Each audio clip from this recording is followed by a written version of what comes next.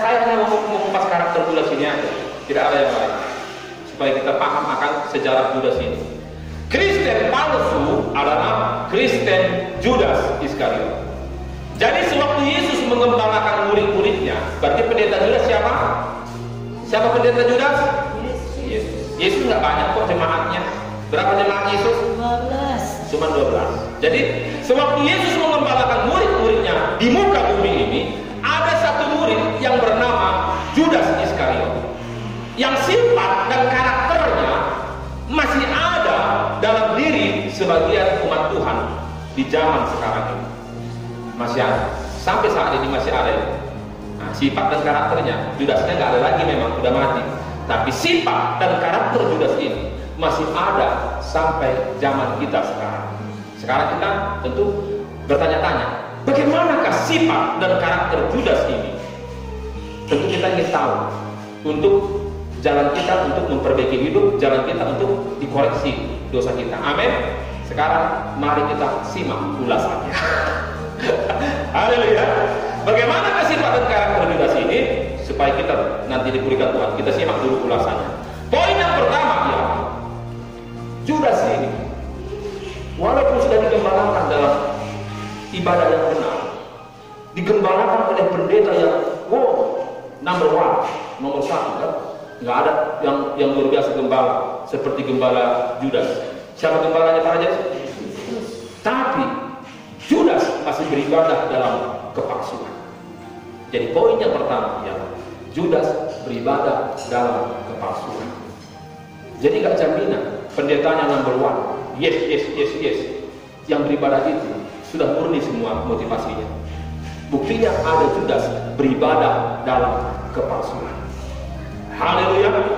Kita baca tuh Yohanes pasal 12 ayat 3 sampai 6. Yohanes pasal 12 ayat 3 sampai 6. Silakan Pak.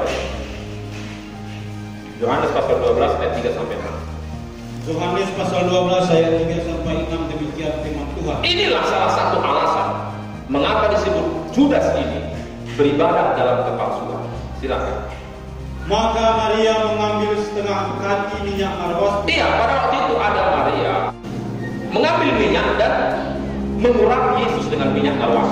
Minyak narwas ini minyak paling mahal karena ini minyak wangi. Ini bibitnya belum dicampur yang lain-lain. Ini bibit minyak wangi. Itu yang dipakai mengurapi kaki Yesus. Terus. Maka Maria mengambil setengah kati minyak narwas murni yang mahal harganya. Murni, belum dicampur, murni. Wanginya harum semerbak. Terus. Lalu meminyaki kaki Yesus. Lalu diminyakinya lah kaki Yesus. Terus. Dan menyekanya dengan rambutnya. Ya. Dan bau minyak semerbak di seluruh rumah itu. Iya, akhirnya harumlah seluruh rumah itu. Terus. Tetapi Judas Iskariot, seorang dari murid Yesus, yang akan segera menyerahkan dia, berkata. Apa kata Judas? Ketika Maria ini mengurapi kaki Yesus. Apa kata Judas Iskariot? Terus. Mengapa minyak narwas ini tidak dijual 300 dinar dan uangnya diberikan kepada orang-orang miskin? Seolah-olah ini orangnya sangat saleh sekali. Kalau dia dikasih uang sama orang miskin, kenapa dia dibuang sia-sia? Pikirnya Yesus nggak tahu sia-sia. Apa kata Yesus? Ya. Hal itu dikatakannya bukan karena yang memperhatikan nasib orang-orang miskin. Iya, hal itu dikatakannya bukan karena Judas itu memperhatikan nasib orang miskin. Terus. Melainkan karena ia adalah seorang pencuri. Karena ia adalah seorang pencuri. Jadi Judas ini bukan karena dia ingin memperhatikan orang miskin, tapi karena dia adalah seorang pencuri. Terus. Ia sering mengambil uang yang disimpan dalam kas yang dipegangnya. Dipegangnya. Masih suka mencuri uang kas yang dipercayakan Yesus kepada Judas. Dia itu bendahara. Biasanya bendahara yang dipercaya atau tidak? Yang dipercaya. Maka seperti yang dibilang Ibu Naya tadi, malah yang terdekat juga nanti yang membuat rohani saudara lemah. Haleluya. Judas diambilnya uang yang selama ini dipegang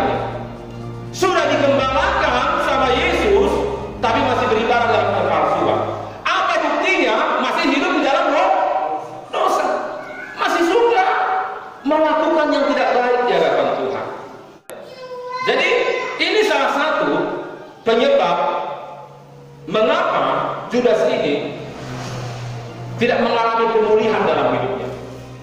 Karena Judas ini selalu beribadah dalam kepalsuan.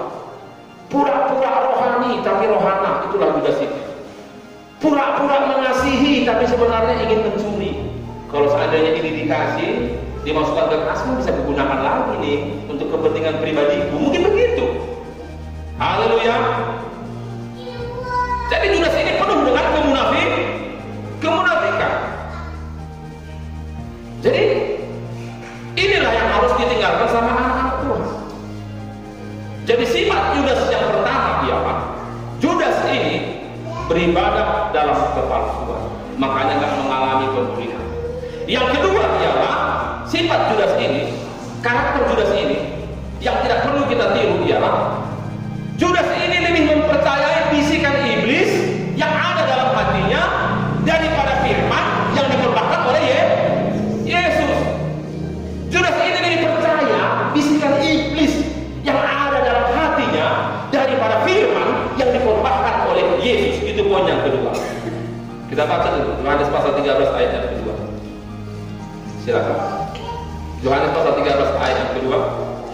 Yohanes pasal 13 ayat yang kedua, demikian firman Tuhan. Ya. Mereka sedang makan bersama. Ya. Dan iblis telah membisikkan rencana dalam hati Yudas Iskariot. Bayangkan, sudah membisikkan rencana dalam hati Judas Iskariot. Sehingga apa yang terjadi? Ayat yang ke-27-nya. Dan sesudah Yudas menerima roh itu, ia kerasukan iblis. Iya. Pertama tadi masih menerima bisikan iblis.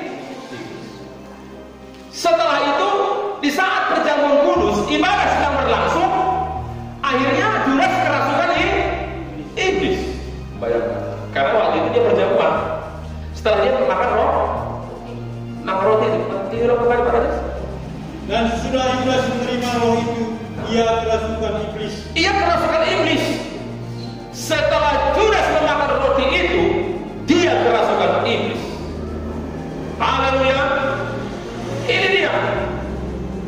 Jadi inilah yang harus ditinggalkan sama anak-anak Tuhan.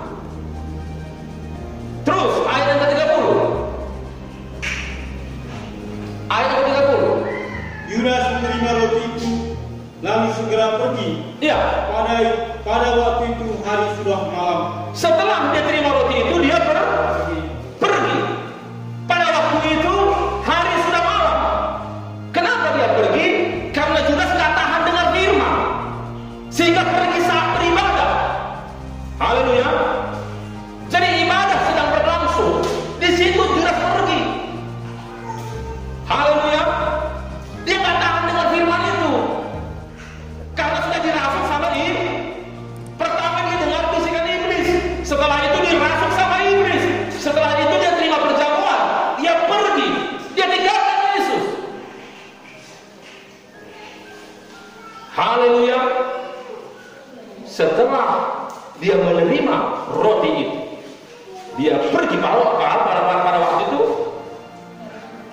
Pada waktu itu malam hari itu siang hari. Malam hari. Pada malam hari Judas pergi. Makanya awalnya Judas ini keluar masuk ibadah dulu. Nggak gelisah lah dia. Keluar masuk ibadah. Lama-lama, tunggu dulu perjamuan kudus pengampunan dosa. Begitu. Lama-lama pergi menghilang. Judas ini menghilang, nggak terlihat. Rupanya menyusun rencana jahat. Di luar dia menyusun rencana jahat. Kemana Judas pergi? Kalau salah pernah baca kitab. Judas pergi menemui imam-imam kepala dan membuat perjanjian jual beli, yaitu berapa puluh keping uang perak? 30 keping uang perak. Jadi dia bukan bertobat setelah mana tahu dia karena banyaknya dosaku, ampuni aku Tuhan. Bukan. Rupanya dia menyusun rencana jahat ketika dia meninggalkan ibadah. Itulah Judas Iskariot. Diingat kembali ayat yang 30 tadi. Yudas menerima roti itu lalu segera pergi. Iya. Pada waktu itu hari sudah malam. Iya. Setelah Judas menerima roti itu, dia segera pergi. Pada waktu itu hari tengah malam pun nggak masalah, karena nggak tahan dia ditegur sama Yesus.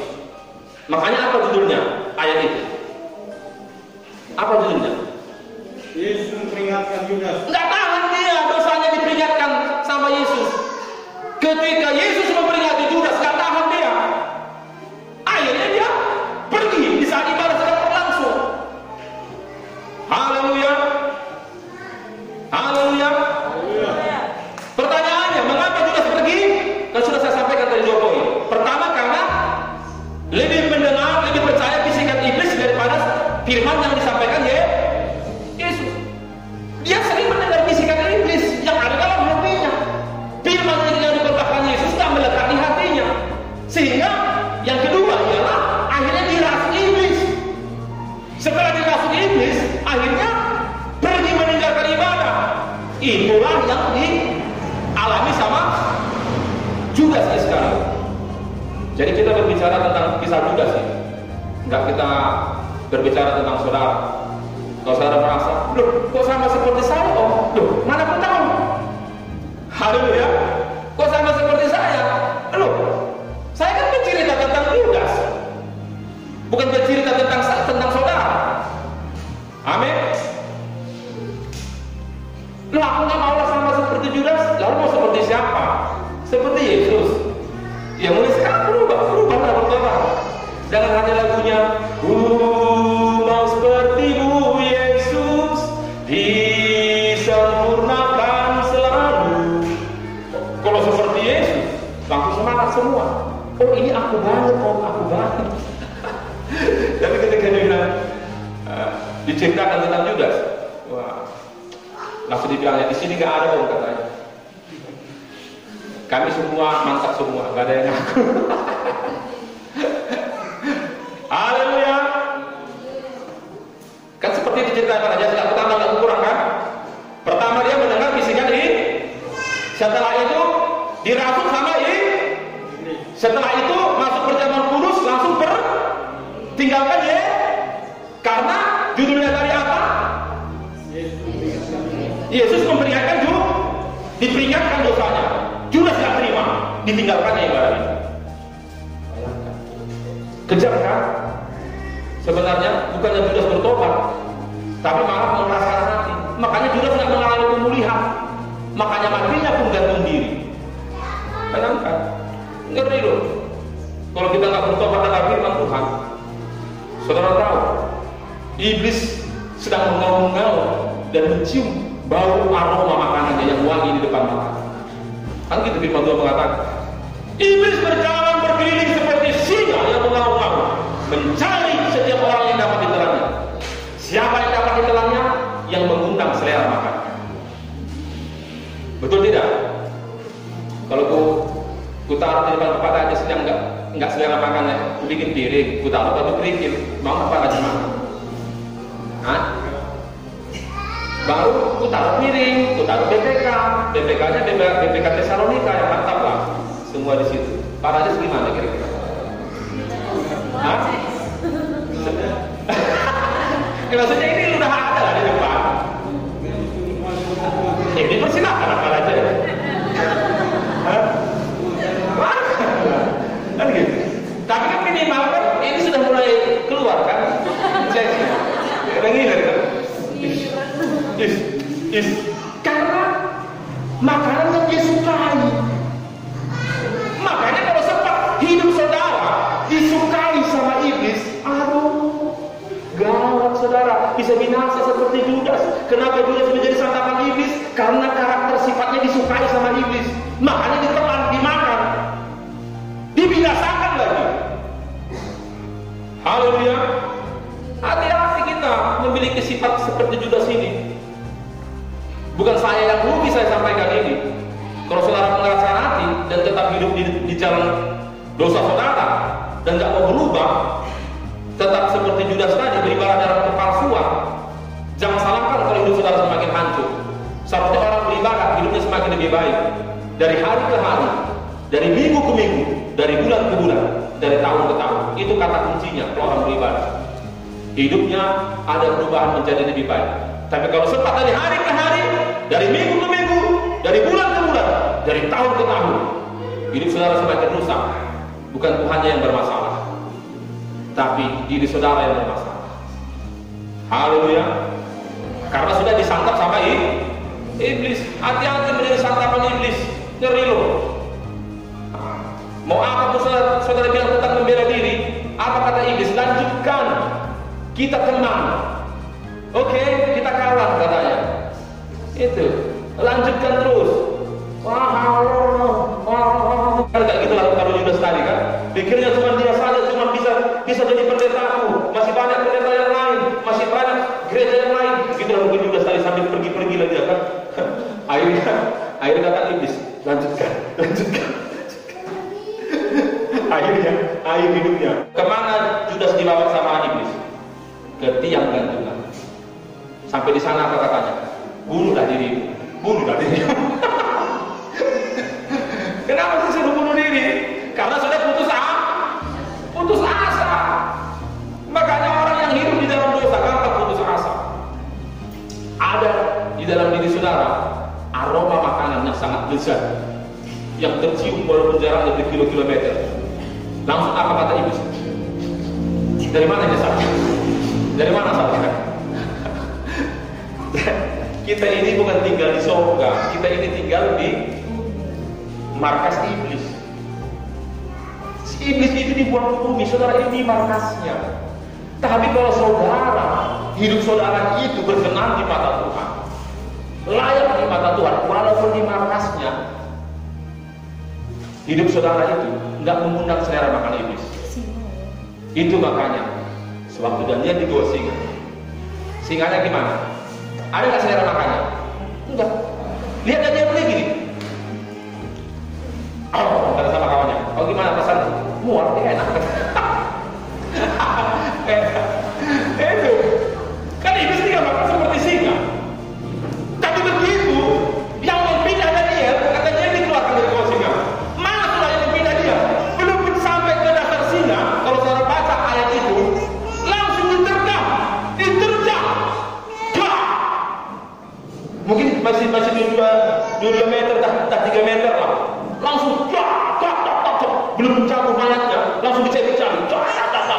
Karena apa? Namanya pun kalau saudara lapar berat dan dikasih makanan yang mengundang selera, kadang-kadang kita tak memikirkan kiri kanan, kan begitu. Langsung terlanjur, selesai kita makan kan, baru kita lihat. Rupanya mata orang begini semua. Heran dia, ngirinya cara makannya sampai tamu bukan tadi. Karena jadi jangan sampai saudara menjadi santapan iblis. Amin. Haleluya. Jadikan diri saudara membuat iblis tidak suka mencium aroma hidup saudara, karena ada aroma kebenaran dalam hidup saudara. Kalau dalam hidup saudara ada aroma dosa, bahaya. Haleluya. Hanya pendeta gak bisa menyelamatkan saudara kalau saudara hidup dalam dosa. Keselamatan itu pilihan. Kalau saudara pilih surga, lakukanlah yang baik. Kalau saudara pilih neraka, lakukanlah yang tidak baik. Ini pilihan. Amin. Iya. Kalau saudara terus saja tidak mau bertobat, baru ingin berharap masuk surga, mana bisa? Makanya Judas itu dibawa iblis ke tiang gantungan. Sampai di tiang gantungan apa katanya? Bunuh dirimu. Karena kan bisikan iblis ini. Ini dia. Makanya kalau dikoreksi dosa kita, sama seperti Judas tadi, belajarlah seperti 11 murid yang lain. Sebenarnya bukan hanya Judas yang dikoreksi pada waktu itu, tapi 11 murid yang lain pun dikoreksi, tapi tetap diam di kursinya. Salah satunya yang dikoreksi siapa? Yang agak keras tapi tetap di tempat. Siapa yang dikoreksi sama Yesus? Petrus pernah dikoreksi dosanya begitu keras, sampai apa kata Yesus kepada Petrus? Enyah kau iblis, engkau tidak mengetahui apa yang dikehendaki Bapa. Engkau hanya melakukan apa yang dikehendaki oleh manusia. Sakit nggak dibilang iblis? Tapi ada nggak yang Petrus pergi? Enggak, dia tetap duduk gitu. Salah aku, ampuni aku Tuhan. Tapi Judas enggak. Begitu dikoreksi, langsung dia pergi, tinggalkan Yesus padahal ibadah sedang berlangsung. Bayangkan, ngeri kan karakter Judas itu. Ditinggalkannya Yesus dalam suasana ibadah. Bayangkan itu. Dia puji Tuhan kalau dia pulang ke rumah berdoa. Enggak, menyusun rancangan jahat. Dijumpainya imam kepala, langsung dibilangnya, berapa kau bisa? Kasih aku kalau aku jual buat Yesus. Bisa kau kasih 30 keping uang perak? Oke, yes. Bikin surat perjanjian. Haleluya. Akhirnya dijuallah Yesus dengan harga 30 keping uang perak. Hanya karena Judas tidak mau berubah, bertobat, walaupun Yesus pendeta. Jangan selalu berpikir, kalau Gilbert pendeta aku pasti aku bertobat. Kalau Benny pendeta aku pasti aku bertobat. Kan urapan pendetanya. Kalau ini, nggak ada itu ayat mengatakan pendeta bisa mengubahkan hidup kita. Haleluya. Siapapun pendeta saudara, karena terbukti Yesus pun pendetanya, Judas tidak bertobat. Itu sudah bukti. Siapa sih yang bisa lebih hebat dari Yesus mengembalakan umat manusia kalau bukan Yesus? Sudah diingatkan, dikoreksi. Apa saja judulnya dari ayat tadi? Yesus memperingatkan Yudas. Diperingatkan malah pergi. Diperingatkan Yesus dosanya malah pergi. Bayangkan itu. Tapi Petrus dibilang iblis tetap bertahan. Haleluya. Saudara mau jadi Petrus atau jadi Judas? Petrus dikoreksi pun dibilang iblis pun tetap yes. Haleluya. Amin. Saudara bertobat kalau melakukan itu manusia iblis. Aku orangnya. Kalau Petrus pun tetap bertahan, gak tinggalkan jadi barang, aku pun tetap bertahan. Begitu. Ada tuh jemaat kita di sini. Tak usah saya sebut orangnya, mantan. Begitu dengar firman, keluar masuk. Dia masih merokok. Jadi merokok di luar, karena kena juga tentang rokok kan. Lama-lama menghilang. Lama-lama istrinya pulang naik beca. Bagaimana aja masih ingat ibu siapa? Ya, sering seperti itu. Ditinggal sama suami. Ditinggal suaminya dia. Bayangkan itu. Tak tahan pada kita. Dan betul-betul bukan hanya menghilang sementara waktu, menghilang sampai selama-lamanya dari sini. Bukan hanya dari sini, menghilang dari hadapan Tuhan. Karena memang terus sedikit. Sudah berapa kali dia pindah gereja di 3 liga itu, tapi nggak mengalami pemulihan. Karena bukan memang gereja yang bermasalah, tapi orangnya yang bermasalah. Kalau firman yang keras seperti ini pun saudara nggak mau bisa diubahkan. Bagaimana firman yang lembut-lembut? Bagaimana firman yang hanya untuk menyenangkan hati saudara? Jujur saja lah. Kalau firman pengajaran pun tidak bisa mengubah hidup saudara, firman apa lagi bisa mengubah hidup saudara? Takkan ada lagi firman. Haleluya. Kita ini bergerak dalam firman pengajaran. Kalau saudara nggak sanggup, tak akan mengalami pemulihan. Tapi kalau sanggup buka hati, saya yakin saudara akan menjadi orang-orang yang luar biasa dipakai Tuhan. Amin. Haleluya. Ini luar biasa karena sudah bertobat. Nggak lagi beribadah dalam kepalsuan. Firman pengajaran ini kan membawa kita kepada kekudusan. Makanya disebut firman pengudusan. Firman pengajaran disebut firman penyucian. Haleluya. Mulai awal kami kemari, tetap kami bergerak dalam firman pengajaran. Nggak pernah kami bergerak dalam firman penginjilan. Kalaupun ada firman penginjilan, itu hanya sekedar untuk memberikan penghiburan bagi jiwa-jiwa baru. Begitu. Karena memang kalau pengajaran terus full, bisa saudara nanti kejang-kejang, nggak tahan. Begitu dia. Firman pengajaran ini keras, tapi tujuannya mengubah hidup. Firman penginjilan ini hanya sekedar berkat-berkat, mujizat kesembuhan, hanya sebatas itu. Setelah itu nggak ada kelanjutannya. Itulah firman penginjilan. Supaya kalau saudara bisa membedakan, apa sih bedanya penginjilan sama pengajaran? Penginjilan itu hanya sebatas membawa orang bertobat. Setelah itu ditawarkan berkat, ditawarkan kesehatan, ditawarkan kemakmuran. Hanya sebatas ke situ. ditawarkan kesehatan, ditawarkan mujizat. Kalau saya, sekarang aja yang saya bergerak dalam mujizat, tujuan saya bukan ke atas menawarkan mujizat itu, bukan. Tujuan saya biarlah melalui mujizat ini mereka datang. Setelah itu, saya gembalakan mereka dalam firman pengajaran. Haleluya. Berarti 2 firman saudara terima, penginjilan pun saudara terima, pengajaran saudara terima. Banyak orang tak bisa memahami ini. Makanya kalau ada mengaku dia itu orang pengajaran tidak mengerti tabernakel, itu bukan orang pengajaran. Karena pengajaran itu nggak akan lepas yang namanya pola tabernakel, yaitu halaman ruang kudus, ruang maha kudus. Disitulah yang disebut dengan kita berkaca untuk mengetahui sampai di mana tingkat kerohanian kita. Makanya disebut tabernakel. Makanya disebut tabernakel itu ialah untuk mengetahui sampai di mana tingkat kerohanian kita.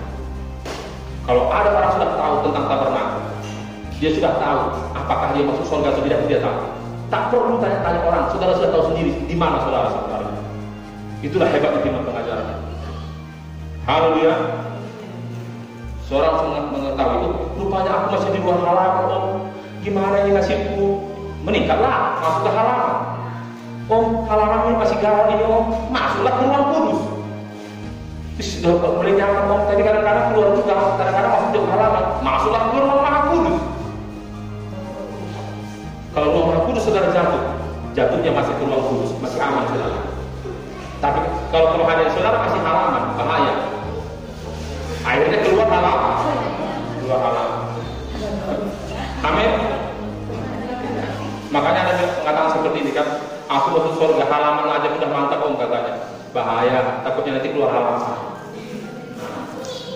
Karena apa? Halaman itu nggak punya atap.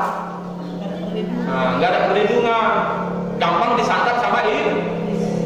Kalau di ruang kudus sama ruang maha kudus itu ada atapnya, ada gedungnya yang terbuat dari kulit domba-domba, ada penahan di dalam, jadi kita aman. Itu berbicara perlindungan Tuhan bagi orang yang sudah masuk ke dalam ruang kudus dan ruang maha kudus. Siapakah itu orang? Orang-orang yang suka bersekutu dengan Tuhan, orang yang suka menyembah Tuhan dan mengenyampingkan hal-hal duniawi dalam hidup. Haleluya. Dia nggak perlu lagi namanya begini membela diri, nggak perlu. Kita hidup ini nggak perlu membela diri dalam hidup ini. Amin. Karena kerohanian kita itu Tuhan yang menentukan. Sudah sampai di mana kerohanian kita. Jadi firman Tuhan tadi mengatakan, kenapa Judas sampai dibawa iblis ke tiang gantungan? Karena dia lebih mempercayai bisikan iblis daripada firman yang dikhotbahkan sama Yesus. Hati-hati. Hati-hati saudara. Ingat bisikan iblis dalam hati saudara mencelakai saudara. Tapi dengarlah firman yang dikhotbahkan oleh hamba Tuhan.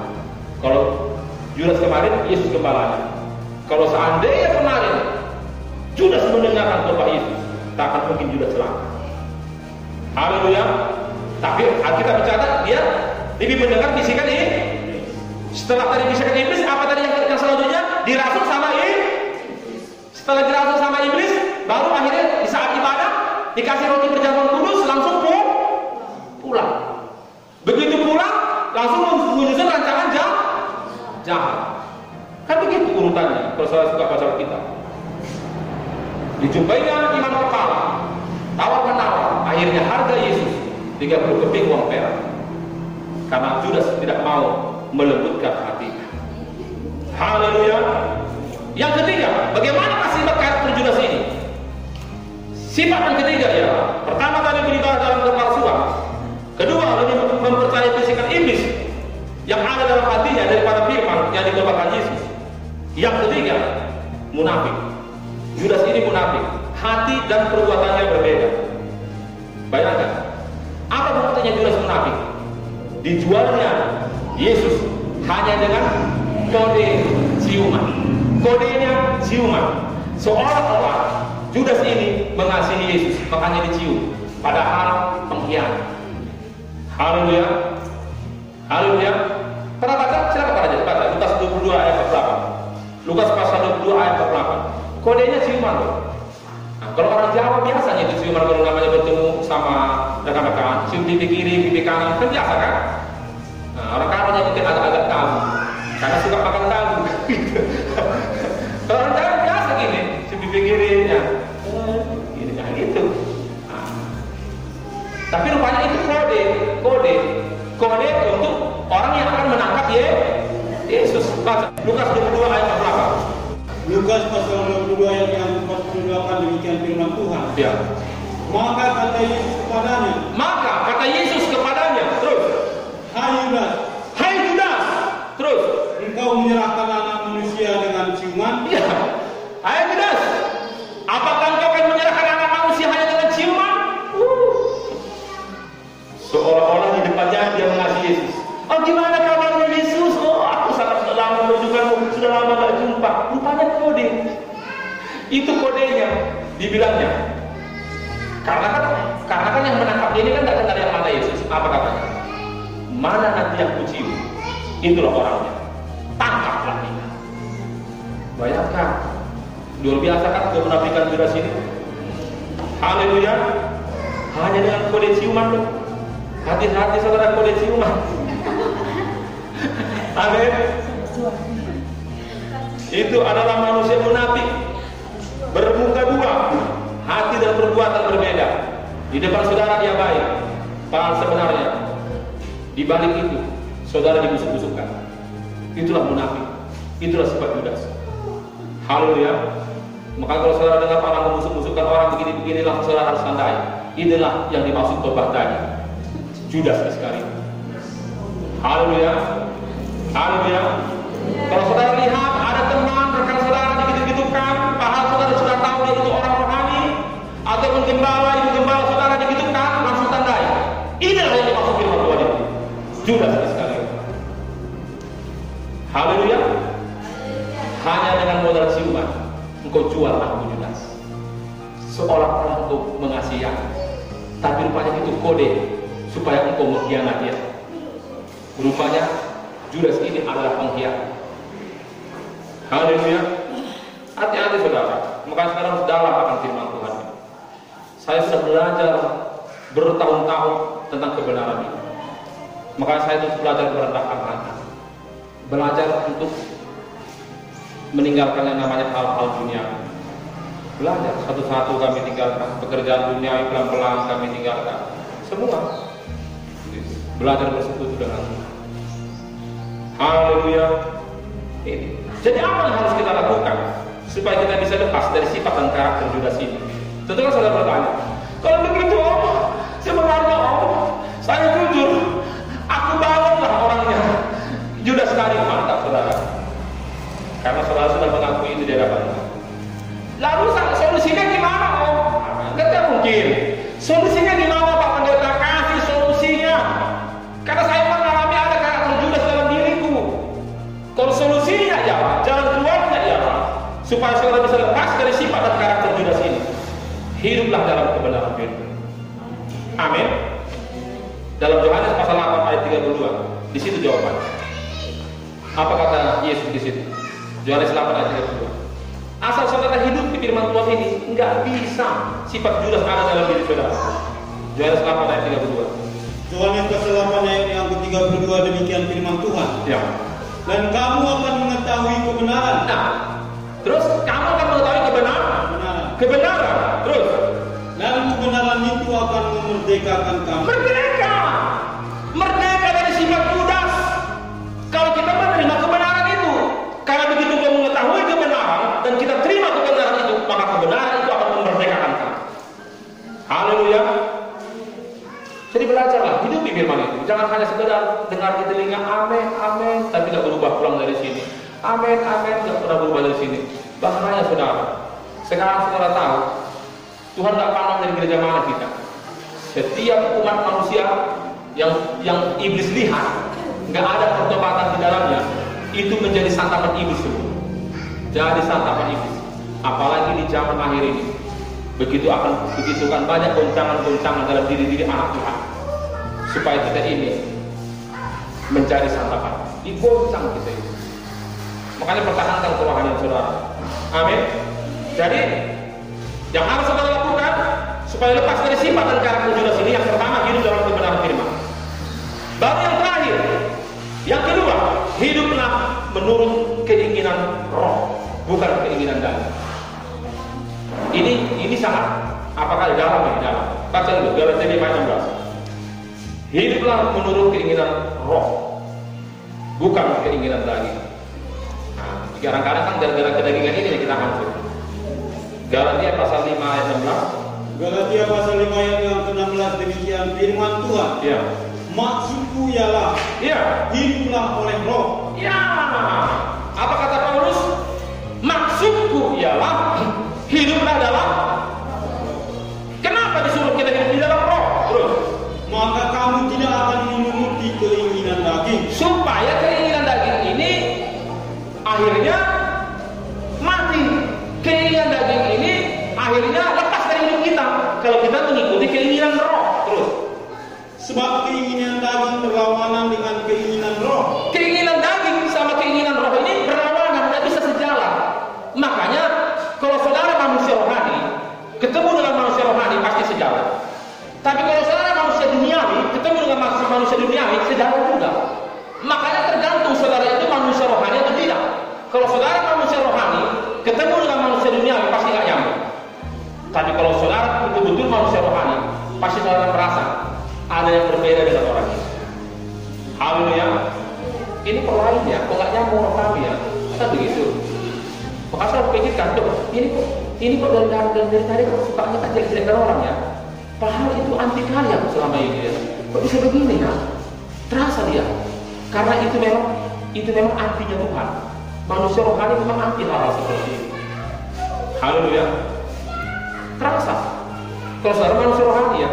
Tapi kalau manusia duniawi begini. Gimana rupanya? Satu roh. Dalam hal duniawi. Satu roh. Tapi kalau tadi dengar firman Tuhan, begini dong firman Tuhan tuh, aku sangat terberkati dengan sifat Judas tadi. Aku nggak mau. Kamu gimana nanti sama? Aku pun begitu nak. Aku juga berubah. Satu roh juga. Haleluya. Satu roh. Kalau ada lagi pulang, ya, aku tahu firman Tuhan itu menyindir dosa aku. Tahu nggak pulang setujunya? Kupikir aku bertobat. Nggak bertobat aku sampai mati. Silahkan. Nggak apa-apa. Karena apa? Keputusan di tangan Anda. Haleluya. Aku bertobat, siapa yang rugi? Bukan saya yang rugi. Paling-paling kan pertama nanti yang kena kalau nggak bertobat, nikahnya pasti akan retak. Itu awalnya kena. Karena apa? Itu biasanya orangnya akan gampang emosi. Biasanya sifat iblis akan muncul. Gampang emosi, gampang tersinggung, gampang sakit hati.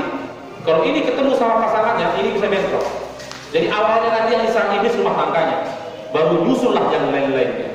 Begitulah pengalaman yang saya lihat ketika mengalami nikah-nikah orang yang hancur. Saudara. Jadi awalnya semua kehancuran dalam ekonomi dimulai dari nikah. Dan biasanya itu dimulai dari sifat. Haleluya.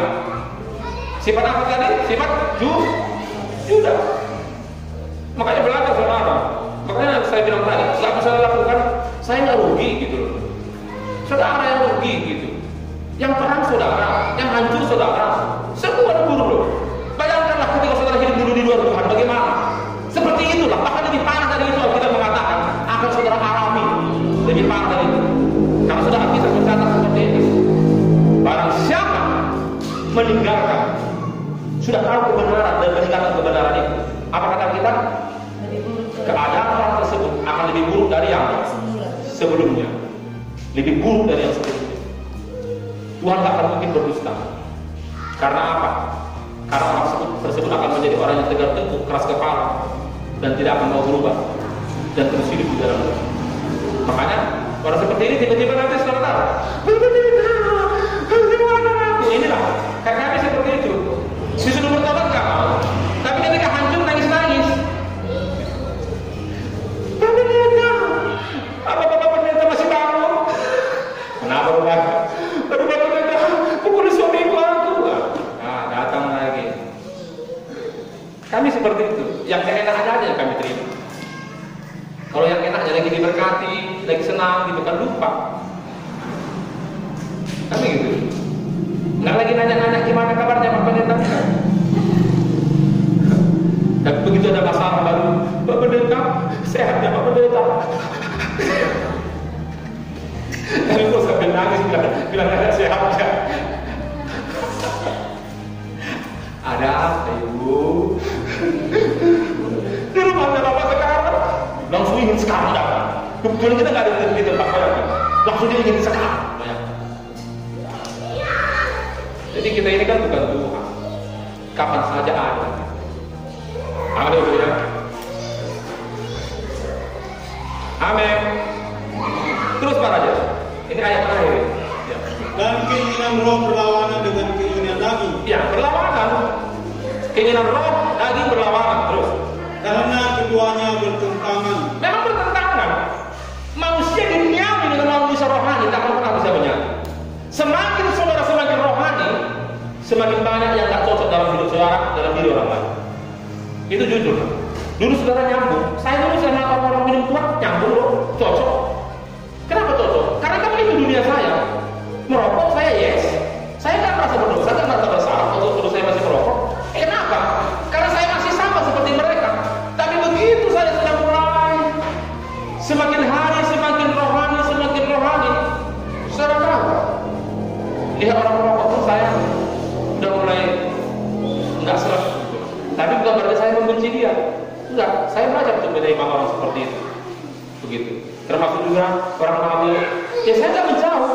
Kebetulan setelah saya mau beli warung itu, orang minum-minum, makan juga, nggak murah. Cari lagi yang nggak ada uangnya. Cari enggak. Saya nggak munafik seperti itu. Haleluya. Walaupun di situ ada uangnya, tetapnya saya bilang, Bu, ada sampo. Lihat apa pendeta sampo? Ya, itu namanya mabuk ya. Ke arah mabuk begitu. Haleluya. Begitu dunianya. Dalam hatiku seperti ini. Apa yang kau alami sudah kau alami. Dan tak lagi saya kembali ke dalam dunia mulai. Gitu. Makanya saya nggak mau itu kepahitan sakit hati aku nggak ada artinya sama saya. Hanya merusak kesehatan saya aja dan merusak hubungan saya dengan Tuhan. Haleluya. Haleluya. Selanjutnya. Sehingga kamu setiap kali tidak melakukan apa yang kamu kehendaki. Ya, inilah kalau terikat keinginan lagi. Sebenarnya itu bukan dia yang dikehendakinya awal-awalnya. Terus, tapi lama-lama terbiasa. Terus, akan tetapi jika kamu memberi dirimu dipimpin oleh roh. Tapi kalau kamu dipimpin oleh roh, artinya dipimpin sama firman. Firman inilah yang menuntun jalan kita. Karena dalam Mazmur mengatakan 119 ayat 105, firman-Mu pelita bagi kakiku, terang bagi jalanku. Jadi ini yang menuntun kita, yang membawa kita ke jalan-jalannya Tuhan. Terus, maka kamu tidak hidup di bawah. Iya, kita kan lagi di bawah hukum Taurat. Karena kita nggak mengikuti keinginan daging, tapi keinginan roh. Terus, perbuatan daging telah nyata. Nah inilah. Inilah sifat-sifat Judas tadi. Kalau saudara ikuti keinginan daging, apa itu? Yaitu percabulan, terus kecemaran. Dia suka mencemarkan diri dengan dosa. Pokoknya suka nyembah berhala apa semua. Kecemaran, mencemarkan diri, mabuk judi itu mencemarkan diri dengan dosa. Terus hawa nafsu. Haleluya. Hawa nafsu ini ngeri loh. Apalagi kita bernafsu dengan wanita, bernafsu dengan laki-laki, bahaya. Nggak apa-apa kalau pasangan kita. Amin. Amin Nisa. Kalau belum pasangan, kalau belum ada pasangan, seandainya itulah jadi suamiku, Tuhan. Amin. Sudah suami orang. Haleluya. Tapi kalau belum suami orang masih bisa lagi berharap anak. Amin. Masih bisa berharap. Terus penyembahan berhala. Ya, penyembahan berhala. Terus sihir. Ini pun penyembahan berhala, sihir. Terus perseteruan. Kalau perseteruan, bawaannya hanya ingin bikin ribut aja di mana-mana. Itu perseteruan. Jadi kehadirannya nggak membawa ketenangan. Di mana pun dia ngeributi, perseteruan. Hati-hati saudara, orang seperti ini. Haleluya. Kalau bertemu saudara yang selalu nggak membawa damai, hati-hatilah. Firman Tuhan pun mengatakan, apa kata firman Tuhan? Dalam hal itu, pergaulan yang buruk, merusak kebiasaan yang baik. Hati-hati. Oh, ini bisa merusak rohaniku. Ini perlu jaga jarak. Haleluya. Kalau saudara merasa ini merusak kerohanian, nggak dosa jaga jarak, tapi jangan berbenci, gitu loh. Karena pergaulan yang buruk merusak kebiasaan yang baik. Terus perselisihan, suka ada perselisih. Orang yang terikat dengan keinginan daging selalu ingin aja berselisih. Bayangkan. Memang dia nggak memang ingin cari teman gitu. Memang selalu ingin bawaannya cari musuh. Begitu. Haleluya. Itulah salah satu sifat Judas tadi. Terus iri hatinya kuat. Iri hati. Lihat orang-orang sukses dia iri. Bayangkan. Lihat orang makmur dia iri. Lihat orang punya mobil dia iri. Semua dia irikan. Lama-lama dia jatuh sakit hanya gara-gara penyakit iri hati. Kita tak boleh iri hati. Mau apa dimiliki orang silakan. Amin. Haleluya. Mau dipakai orang di antara kita ada dipakai luar biasa silakan. Tapi kita jadi iri hati. Munafik gitu, nggak jadi begitu. Ngapain? Nggak ada gunanya namanya dosa. Mendingan sekarang Tuhan, aku pun pakai seperti dia. Begitu aja doanya. Jangan nambahin dosa lagi. Amin. Haleluya. Ini masa kita langsung memfonis munafik itu. Ya itu kalau urusan dia dengan Tuhan. Untuk para raja di balik luar biasa. Datang apa? Bapak Jeremia. Munafik ya Pak Raja sih begini. Ya. Mendingan lama Pak Jeremia berdoa, Tuhan pakai juga aku seperti Bapak Rajes untuk bisa jadi berkat bagi orang lain. Nggak nambahin dosa. Amin. Begitu saudara perkatakan sesuatu yang tidak berkenan di hadapan Tuhan, tambah dosa saudara. Dan itulah jalannya saudara menjadi santapan yang lezat bagi iblis. Haleluya. Sesuatu yang tidak baik itu hanya mengundang selera iblis untuk memakan kita. Terus amarah loh. Itu bukan kedagingan. Harus ditinggalkan sifatnya penuh dengan amarah. Terus kepentingan diri sendiri. Iya. Dia hanya mementingkan dirinya sendiri. Dia tak peduli sama orang lain. Yang penting aku selamat, yang penting aku sehat, yang penting aku aman.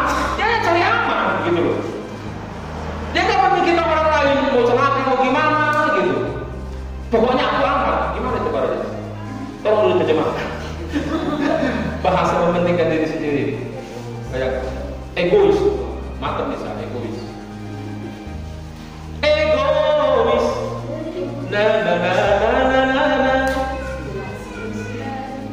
Egois. Apa kalau gitu ya?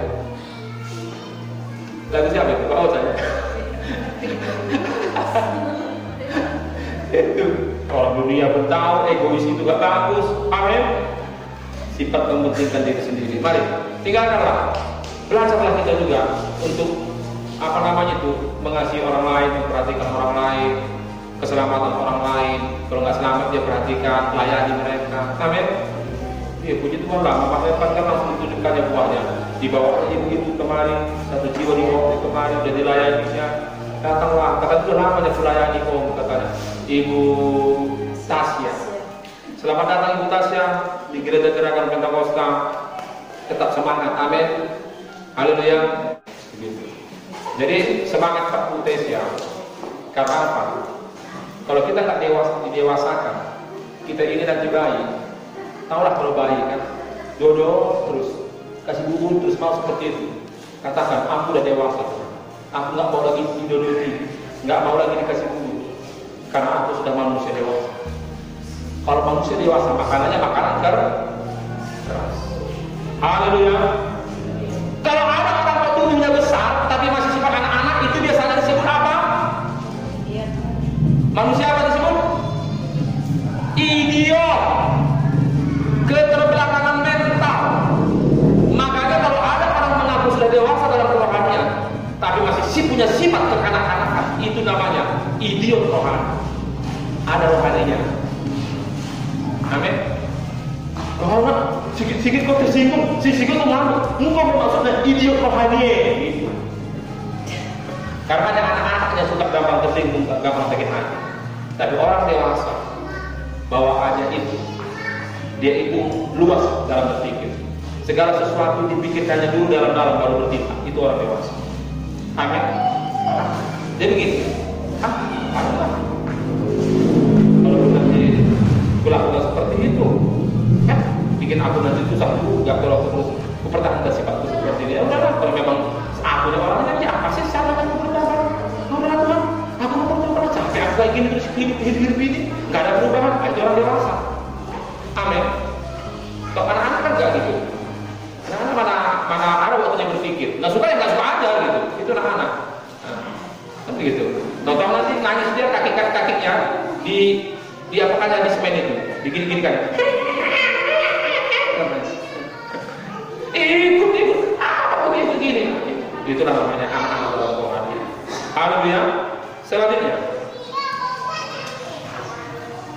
Terus percideraan. Terus roh pemecah. Roh pemecah. Ini pun sifat manusia duniawi. Roh pemecah. Haleluya. Sifat Judas ini. Terus Kedengkian. Dengki. Terus Kemabukan. Mabuk. Terus Pesta pora. Terus dan sebagainya. Ini luas ini maksudnya. Maksudnya semua yang berbau hal-hal duniawi itu nggak berkenan di mata Tuhan. Makanya disebut dan sebagainya. Karena zaman dahulu belum ada, makanya dibikin dan sebagainya. Apa yang belum ada pada zaman dahulu? Narkoba, rokok, apa lagi pada zaman dahulu belum ada. Sonter ya. Sonter itu mungkin belum ada nyontir zaman dulu. Zaman sekarang ada yang pada orang nyontir. Jadi makanya disebut dan sebagainya. Terus kalau ini dilakukan, apa katanya? Kalau dilakukan terhadap semuanya itu kuperingatkan kamu. Diperingatkan lagi kan sama firman, apa katanya? Seperti yang telah kubuat dahulu, ya, bahwa barang siapa melakukan hal-hal yang demikian, ya, ia tidak akan mendapat bagian dalam kerajaan Allah. Enggak masuk surga. Harga mati dari Tuhan. Bukan saya mengatakannya. Barang siapa masih melakukan hal yang demikian, dia nggak mendapat bagian dalam kerajaan surga. Itulah yang disebut dengan beribadah dalam kepalsuan, sama seperti Judas. Haleluya, nggak masuk surga. Oh, Pak Pendeta kok menghakimi saya? Enggak, firman yang menghakimi kita. Karena kita mencatat firman sudah akan menjadi hakim atas engkau. Kecuali saya khotbah tanpa ayat, itu namanya saya menghakimi saudara. Kalau saya mengkhotbahkan tanpa ayat, berarti saya menghakimi saudara. Karena memang tidak boleh manusia menghakimi manusia. Tapi kalau firman menghakimi manusia, itu berbicara Tuhan sendiri yang menghakimi kita. Amin. Dan Tuhan berhak menghakimi umat ini. Barang siapa melakukan hal yang demikian, kata Alkitab, tidak mendapat bagian dalam kerajaan surga. Lalu bagaimana ciri-ciri yang masuk surga? Selanjutnya, ini ciri-cirinya. Ya. Tetapi buah rohnya lah kasih. Ada kasih, amin. Punya kasih. Terus sukacita. Ada sukacita. Enggak sukacita di perbuahan, enggak sukacita munafik. Haleluya. Ada sukacita. Terus damai sejahtera. Ada damai. Ada damai di hatimu. Ada suka jika ada damai. Terus kesabaran. Itulah orang yang ikuti keinginan roh tadi. Sabar orangnya. Terus kemurahan. Haleluya. Terus kebaikan. Ada kebaikan. Terus kesetiaan. Terus kelemah lembutan. Haleluya. Amin. Kalau lemah lembut berarti nggak gampang tersinggung. Itu namanya lemah lembut. Haleluya. Mau apa firman yang kita dengar, kalau tujuannya baik untuk mengubah hidup kita, terimalah. Untuk apa kita pertahankan sesuatu yang tidak baik dalam diri kita? Contohnya ditegur orang aku, dan tahu aku itu nggak baik, masa aku pertahankan terus? Itu namanya saya sudah merusak diri sendiri. Kalau ada yang bilang, oh, jika bencana longsor, jangan kamu ke sana. Karena tadi aku dengar kabar, ada 2 truk ditimbun dan 1 supirnya meninggal dunia. Tersinggung sama Pak Rajas karena aku mau cepat-cepat ke Medan ini. Nah, begitulah Pak Rajas. Masa Pak Rajas menghalang saya untuk ke Medan?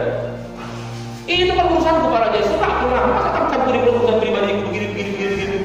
Akhirnya masuk terus saja. Total longsor. tertimbunlah mobil saya. Akhirnya apa terjadi?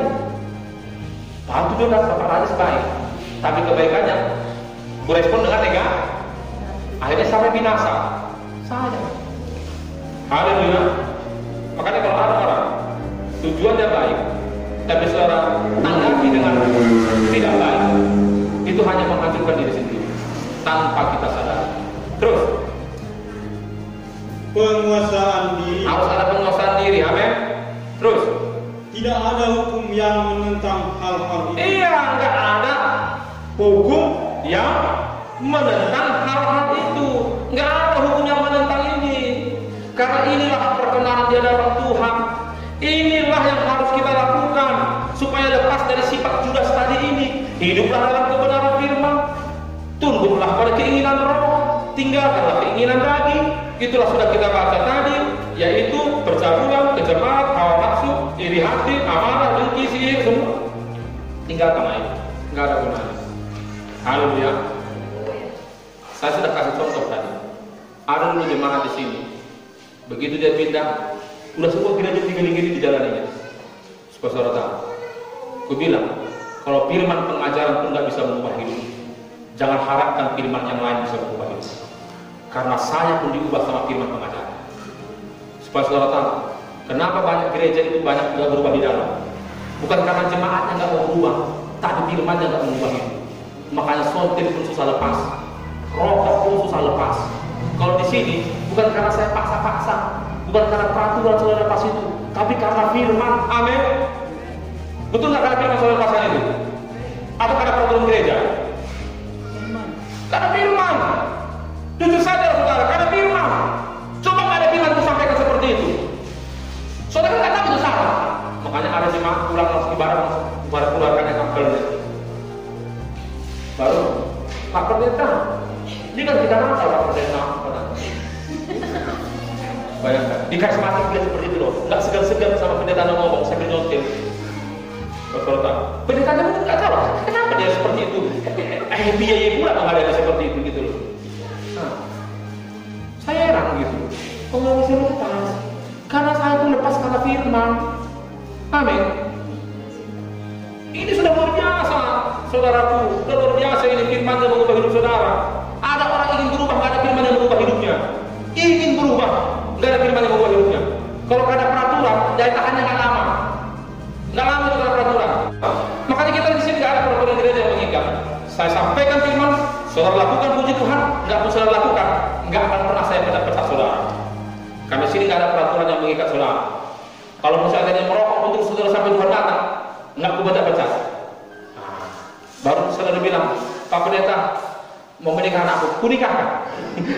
Walaupun saudara masih begini-begini datang dalam hatiku, nggak apa-apa Tuhan.